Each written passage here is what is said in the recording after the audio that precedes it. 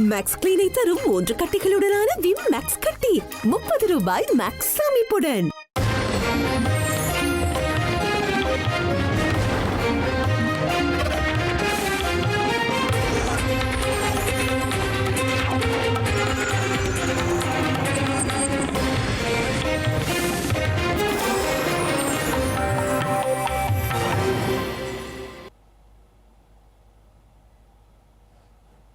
வணக்கம்.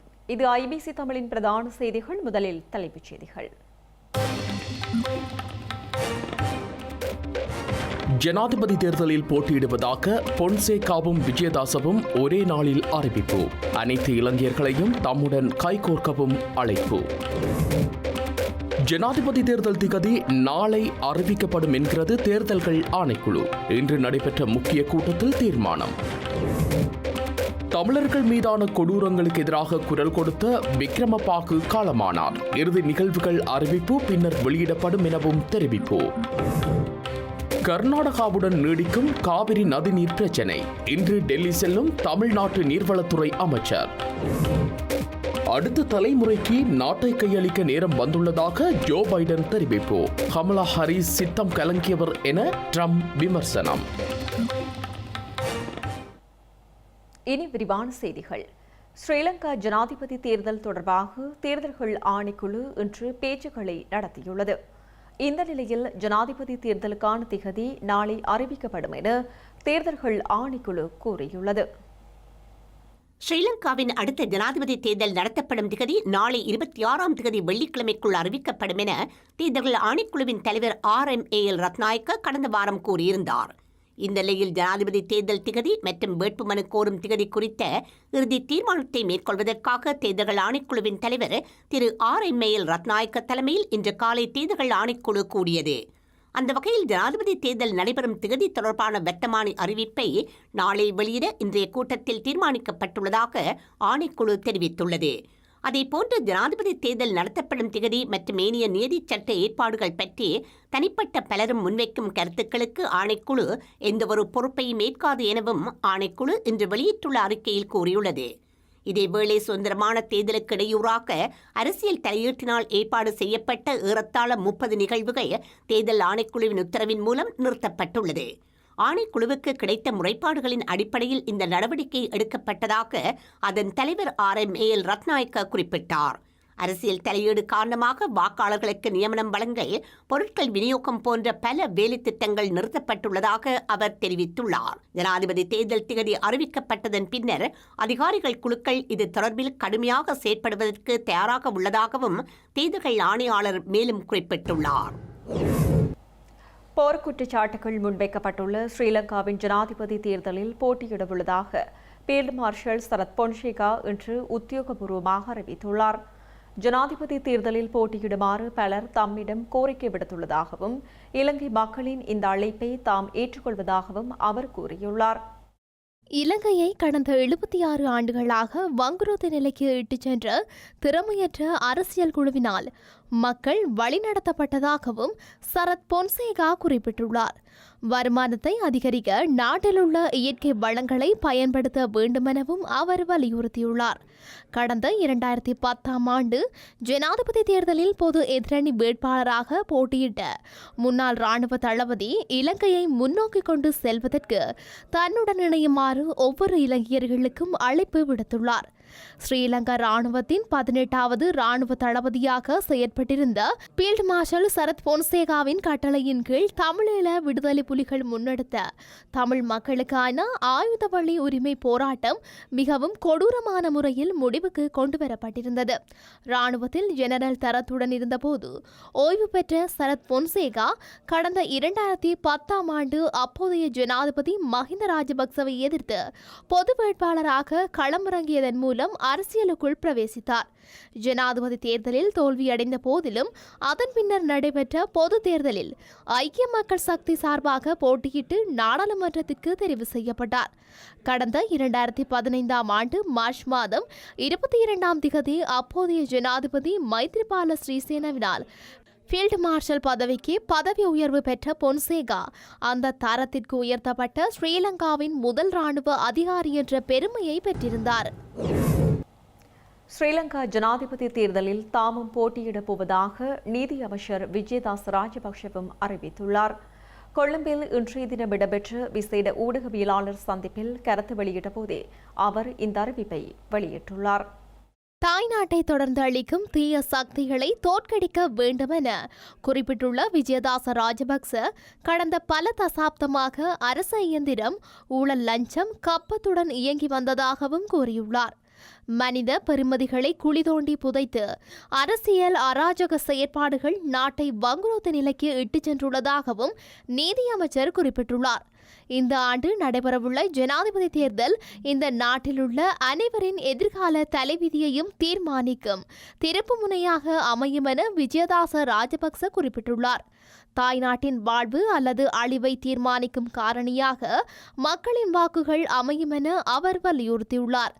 மக்களின் தலைவிதியை தீர்மானிக்கும் உரிமை அரசியல்வாதிகளிடம் கையளித்துவிட்டு காத்திருப்பதால் நாட்டிலுள்ள அனைவருக்கும் துயரமான நிலை ஏற்பட்டுள்ளதாக அமைச்சர் குறிப்பிட்டுள்ளார். ஸ்ரீலங்கா அரசினதும் தேசத்தினதும் வெற்றிக்காக இந்த வருட ஜனாதிபதி தேர்தலில் தாம் வேட்பாளராக போட்டியிடுவதாகவும் அவர் குறிப்பிட்டுள்ளார். நடுத்தர வர்க்கத்தைச் சேர்ந்த பலர் வறுமையில் வாடியுள்ளதாக கூறியுள்ள அவர், வருமான ஏற்றத்தாழ்வு மற்றும் சமத்துவமின்மை இடைவெளி காரணமாக எழுந்துள்ள சமூக ஏற்றத்தாழ்வுகளை குறைக்க வரி கொள்கையை தகுந்த முறையில் திருத்தியமைக்க வேண்டுமெனவும் தெரிவித்துள்ளார். விவசாயம், கைத்தொழில், கடத்தொழில் போன்றவற்றில் முதலீட்டை ஊக்குவிக்கும் உத்தியாக இது செய்யப்பட வேண்டும் என்று அவர் குறிப்பிட்டார். கட்சி அரசியலில் உருவான குடும்ப பங்காளித்துவ ஆட்சி இலங்கை மக்களுக்கு சாபமாக மாறியுள்ளதை கடந்த சில வருடங்களில் மக்கள் உணர்ந்துள்ளதாகவும் நீதி அமைச்சர் சுட்டிக்காட்டியுள்ளார். நாட்டை நிலைநிறுத்த சட்டத்தின் ஆட்சியை நிலைநாட்ட வேண்டுமென குறிப்பிட்ட அவர், சரியான திசையில் வளர்ச்சியடைந்த நாடு மக்கள் ஆரோக்கியமாக வாழ்வதற்கு ஏற்ற இடமாக இருக்கும் என கூறியுள்ளார். அதற்கு அனைவரும் அனுசரித்து சென்று ஜனநாயகத்தின் மீதான மக்களின் நம்பிக்கையை மீண்டும் கட்டியெழுப்ப வேண்டுமெனவும் விஜயதாச ராஜபக்ச குறிப்பிட்டுள்ளார். நாட்டின் அரசியலாளர் தனது நாட்டு மக்களை கவனித்துக் கொள்ள வேண்டுமென்ற உன்னத பொன்மொழிக்கு மதிப்பளித்து அதனை நனவாக்கும் தமது முயற்சிகளுக்கு மக்களது முழுமையான ஆசீர்வாதம் கிடைக்கும் என நம்புவதாகவும் அவர் கூறியுள்ளார். ஸ்ரீலங்காவின் புதிய காவல்துறை மா அதிபர் பதவிக்கு மூத்த பிரதி காவல்துறை மா அதிபர்கள் 3 பேர்கள் பரிசீலிக்கப்படுவதாக தெரிவிக்கப்பட்டுள்ளது. தேசபந்து தென்னக்கோன் காவல்துறை மா அதிபராக கடமையாற்றுவதற்கு உச்சநீதிமன்றம் நேற்று தினம் இடைக்கால தடை உத்தரவு பிறப்பித்துள்ள நிலையில் இந்த நடவடிக்கைகள் இடம்பெற்று வருகின்றன. ஸ்ரீலங்கா காவல்துறை மா அதிபர் பதவிக்கு தகுதியான ஒருவரை நியமிக்குமாறும் உச்சநீதிமன்றம் ஜனாதிபதி ரணில் விக்ரமசிங்கவுக்கு அறிவித்திருந்தது. இதன்படி மூத்த பிரதி காவல்துறை மா அதிபர்களான லலித் பதிநாயக்க, பிரியந்த வீரசூரிய மற்றும் சஞ்சீவ தர்மரத்ன ஆகியோரில் ஒருவர் பதில் காவல்துறை மா அதிபராக நியமிக்கப்படவுள்ளார். பணிமூப்பின் அடிப்படையில் மூத்தவராக இருக்கும் லலித் பதிநாயக்க தற்போது மத்திய மாகாணத்திற்கு பொறுப்பான மூத்த பிரதி காவல்துறை மா அதிபராக கடமையாற்றி வருகின்றார். எவ்வாறாயினும் தனது விருப்பத்திற்கு அமைய பதில் காவல்துறை மா அதிபரை நியமிக்கும் அதிகாரம் கொண்டவராக ஜனாதிபதி இருக்கின்றமை குறிப்பிடத்தக்கது. இடதுசாரி அரசியலுக்காக பெரும் தியாகங்களை செய்த நவ சமசமாய கட்சியின் தலைவர் கலாநிதி விக்ரமபாகு கருணாரத்ன இயற்கை எய்தியுள்ளார். கொழும்பு தேசிய வைத்தியசாலையில் சிகிச்சை பெற்று வந்த நிலையில் அவர் இன்று அதிகாலை காலமானதாக அறிவிக்கப்பட்டுள்ளது. விக்ரமபாகு கருணாரத்ன தனது 81வது வயதில் இயற்கை எய்துள்ள நிலையில் இறுதிச் சடங்குகள் தொடர்பான விவரங்கள் பின்னர் அறிவிக்கப்படும் என அவரது உறவினர்கள் குறிப்பிட்டுள்ளனர். ஆசிரியர்களான பெற்றோருக்கு கடந்த 1943ஆம் ஆண்டு மார்ச் மாதம் 8ஆம் தேதி பதுளை லுணுகல பகுதியில் பிறந்த விக்ரமபாகு கருணாரத்ன பிரித்தானியாவில் கேம்பிரிட்ஜ் பல்கலைக்கழகத்தில் கல்வி கற்றிருந்தார். விஞ்ஞானியும் அரசியல்வாதியுமான கலாநிதி விக்ரமபாகு கருணாரத்ன கடந்த 2010ஆம் ஆண்டு ஜனாதிபதி தேர்தலில் போட்டியிட்டிருந்தார். ஆரம்ப கல்வியை மத்துகம ஆனந்தா கல்லூரியில் கல்வி பயின்ற அவர் பின்னர் கொழும்பு ஆனந்த கல்லூரியில் இணைந்து உயர்கல்வியை தொடர்ந்தார். இலங்கை பல்கலைக்கழகத்தில் மின் பொறியியலில் முதல் வகுப்பில் தேர்ச்சி பெற்ற விக்ரமபாகு கருணாரத்ன புலமை பரிசில் பெற்று லண்டன் சென்றதுடன் 1970ஆம் ஆண்டில் கேம்பிரிட்ஜ் பல்கலைக்கழகத்தில் கலாநிதி பட்டத்தையும் பெற்றிருந்தார். இலங்கை திரும்பிய அவர் பேராதனை பல்கலைக்கழகத்தில் விரிவுரையாளராக கல்வி கல்வி பணியை ஆரம்பித்திருந்தார். விக்ரமபாகு கருணாரத்ன தனது வாழ்வின் ஆரம்பத்தில் அரசியல் ரீதியாக செயற்பட்டதுடன் 1962 இலங்கை பல்கலைக்கழகத்தில் இளங்கலை பட்டதாரியாக இருந்தபோது இலங்கை சமசமாஜ கட்சியை ஆதரித்தார். 1972 ஆண்டு சமசமாஜ கட்சியின் மத்திய குழுவிற்கு தெரிவு செய்யப்பட்ட அவர் ஸ்ரீலங்கா சுதந்திர கட்சி மற்றும் அதன் 1972 குடியரசு அரசியலமைப்பை எதிர்த்ததற்காகவும் சமசமாஜ் கட்சியிலிருந்து நீக்கப்பட்டார்.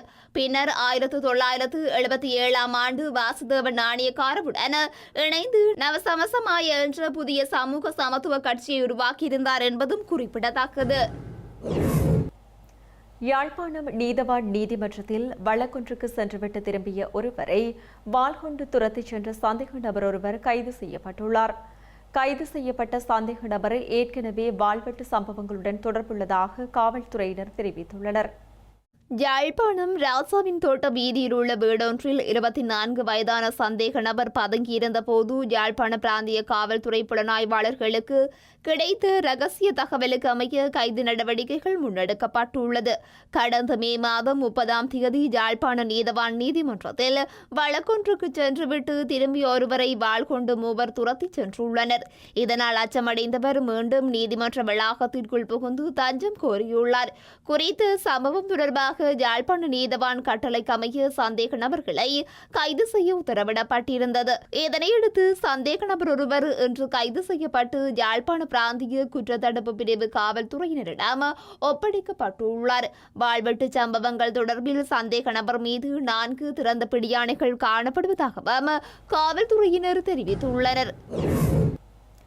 ஆசிரியர் பற்றாக்குறையை கண்டித்து வவுனியா தெற்கு வலய கல்வி பணிமனை அலுவலகத்திற்கு முன்பாக ஆர்ப்பாட்டம் ஒன்று முன்னெடுக்கப்பட்டுள்ளது. ஆசிரியர்கள் பெற்றோர்கள் கலந்து கொண்டு தமது கண்டனத்தை வெளியிட்டுள்ளனர். வவுனியா தெற்கு வலயத்திற்குட்பட்ட 22 சிங்கள பாடசாலைகளில் நிலவும் ஆசிரியர் பற்றாக்குறையினால் மாணவர்களின் கற்றல் செயற்பாடுகளை முன்னெடுக்க சிரமமான நிலை காணப்படுவதாக தெரிவித்து குறித்த ஆர்ப்பாட்டம் முன்னெடுக்கப்பட்டுள்ளது. வவுனியா தெற்கு வலயத்திற்குட்பட்ட 22 சிங்கள பாடசாலை ஆசிரியர்கள் மற்றும் பெற்றோர்கள் இணைந்து வவுனியா தெற்கு வலய கல்வி பணிமனைக்கு முன்பாக ஆர்ப்பாட்டத்தில் ஈடுபட்டுள்ளனர். இன்று இடம்பெற்ற ஆர்ப்பாட்டத்தின் போது ஆசிரியர்களை நியமிக்க கோரியும் மாணவர்களின் கல்வி பாதிக்கப்படாத வகையில் செயற்பட கோரியும் பதாதைகள் தாங்கியிருந்தனர். சுமார் 1 மணி நேரமாக இடம்பெற்ற இந்த ஆர்ப்பாட்டத்தில் அதிகளவான பெற்றோர்கள் கலந்து கொண்டிருந்தமை குறிப்பிடத்தக்கது. திருகோணமலை காந்திபுரம் பகுதி மக்களின் காணி உறுதி பத்திரங்கள் 7 தசாப்த கால போராட்டத்தின் பின்னர் பெற்றுக் கொடுக்கப்பட்டுள்ளது. காந்திபுரம் மக்களின் காணி பிரச்சினையை தொடர்பாக கிழக்கு ஆளுநரின் கவனத்திற்கு கொண்டு சென்றதை அடுத்து குறித்த காணி உறுதி பத்திரம் பெற்றுக் கொடுக்கப்பட்டுள்ளது. திருகோணமலை காந்திபுரத்தில் 157 குடும்பங்கள் கடந்த 7 தசாப்தங்களாக காணி உரிமைகளை இழந்த நிலையில் போராடி வந்துள்ளனர். இந்த நிலையில் தற்காலிக குடியிருப்புகளில் வாழ்ந்து வந்த மக்களுக்கு காணி உரிமையை கிழக்கு மாகாண ஆளுநர் செந்தில் தொண்டமான் பெற்றுக் கொடுத்துள்ளார். காந்திபுரம் மக்கள் கடந்த 70 வருடங்களாக எதிர்நோக்கி வரும் காணி பிரச்சினைகள் தொடர்பில் தனது கவனத்திற்கு கொண்டு வரப்பட்டதை அடுத்து முன்னுரிமை நடவடிக்கையாக தற்போது காணி உரிமையை பெற்றுக் கொடுத்துள்ளதாக ஆளுநர் செந்தில் தொண்டமான் இதன் போது கூறியுள்ளார். காணி உரிமை பத்திரம் வழங்கும் நிகழ்வில் பட்டினமும் சூழலும் பிரதேச செயலாளர், முன்னாள் பிரதேச சபை உறுப்பினர்கள், இலங்கை தொழிலாளர் காங்கிரசின் உபதலைவர் பாஸ்கரன் உட்பட பலர் கலந்து கொண்டுள்ளமை குறிப்பிடத்தக்கது. நீர்கொழும்பு தடுகம தடாக கடற்கரை பகுதியில் 1780 கிலோ பீடி இலைகள் கைப்பற்றப்பட்டுள்ளன. குறித்த சம்பவத்துடன் தொடர்புடைய 2 கைது செய்யப்பட்டு நீர்கொழும்பு காவல்துறையினரிடம் ஒப்படைக்கப்பட்டுள்ளனர். நீர்கொழும்பு தடுகம தடாக கடற்பரப்பில் சந்தேகத்திற்கிடமான வகையில் காணப்பட்ட 6 படகுகளை நீர்கொழும்பு கடற்படையினர் சோதனையிட்டுள்ளனர். சோதனை நடவடிக்கையின் போது 76 மூட்டைகளில் பொதி செய்யப்பட்ட 1780 கிலோ பீடி இலைகள் மீட்கப்பட்டுள்ளன. அத்துடன் சம்பவத்துடன் தொடர்புடையதாக சந்தேகிக்கப்படும் அல்குருவ மற்றும் வெண்ணப்புவ பகுதியைச் சேர்ந்த 2 நபர்கள் கைது செய்யப்பட்டுள்ளனர். இந்த நிலையில் மேலதிக சட்ட நடவடிக்கைக்காக மீட்கப்பட்ட பீடி இலை மூட்டைகள், படகுகள் மற்றும் கைது செய்யப்பட்ட 2 சந்தேக நபர்களையும் நீர்கொழும்பு காவல்துறையினரிடம் ஒப்படைக்கப்பட்டுள்ளன. கிளிநொச்சி மாவட்டத்தின் கன்னிவெடி அகற்றும் பிரதேசங்களை ஜப்பான் நாட்டின் உயர் அதிகாரிகள் சென்று பார்வையிட்டுள்ளனர். இலங்கையில் இடம்பெற்ற யுத்தத்தின் போது இரு தரப்பினரால் விதைக்கப்பட்டுள்ள கன்னிவெடிகளை அகற்றும் வேலைத்திட்டங்களுக்காக பல நிறுவனங்கள் உதவி வருகின்றன. இருந்தபோதும் குறிப்பிடத்தக்க ஒரு சில கன்னிவெடிகளை அகற்றும் நிறுவனமான டயஸ் நிறுவனமானது மனித வலுவை கொண்டு செயற்பட்டு வருகின்றது. இந்த நிறுவனத்திற்கு நிதி பங்களிப்பு செய்து வரும் நாடுகளில் ஒன்றான ஜப்பான் நாட்டின் உயர் அதிகாரியான அடிமட்ட மனித பாதுகாப்பு திட்டங்களுக்கு உதவி வழங்குதல் பொருளாதார ஒத்துழைப்பு அமைப்பின் ஆலோசகர் கடோ அகிகோ மற்றும் ஜப்பான் நாட்டின் இலங்கைக்கான உயர் தானியல் செயலகத்தின் அதிகாரிகள் ஆகியோர் கிளிநொச்சிக்கு சென்றுள்ளனர். கிளிநொச்சி மாவட்டத்தின் முகமாலை மற்றும் பூநகரி கேரதீவு பிரதேச பகுதியில் கன்னி வெடிகளை அகற்றி முடித்த பிரதேசங்களுக்கு களப்பயணம் செய்து ஆராய்ந்துள்ளனர். செய்திகளின் நிறைவாக மீண்டும் தலைப்புச் செய்திகள்.